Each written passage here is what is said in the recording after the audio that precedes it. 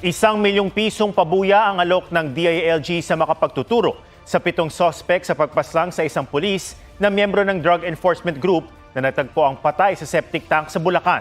4 na sospek na ang naaresto kabilang isang police corporal. May report si June Veneracion.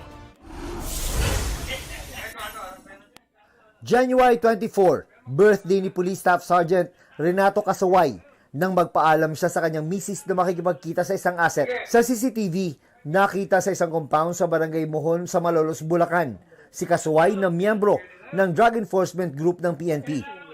Naroon din ang kanyang asset na si Julian Salamat. Pumunta sila sa lugar na di hagip ng CCTV.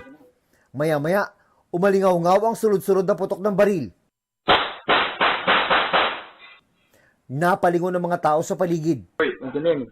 Sige na. Bumalik ang pulis asset sa lugar na kita sa CCTV at inutusan ng kasama. Sige na, tutuloy yung dugo pare. Tutuloy yung dugo. Kinabukasan, inireport sa pulis ng misis ni Casaway ang kanyang pagkawala. January 30, natagpuan ang bangka ni Casaway sa isang septic tank o Poso Negro. May 3 tama ng bala, isa sa ulo, 2 sa kamay. Makita mo dito yung conspiracy to conceal yung cadaver. Just imagine, nangyari January 24, na-discover natin January 30, nobody from them reported the incident. Naaresto ang 4 na sospek kabilang ang isang police corporal na si Vivencio Abalos. Ang mga sospek, pati ang mismong shooter, makakasama umano ni Abalos sa isang grupo ng mga rider. Inaresto natin siya for his concealment. Accessory siya doon sa krimen. The gunman, Julian Salamat, together with another witness, went to Corporal Abalos. Binanggit niya lahat na pangyayari. So, na-discover natin yan January 30 na. So, may kita mo dito yung talagang deliberate yung pag-conceal ni Abalos nung insidente.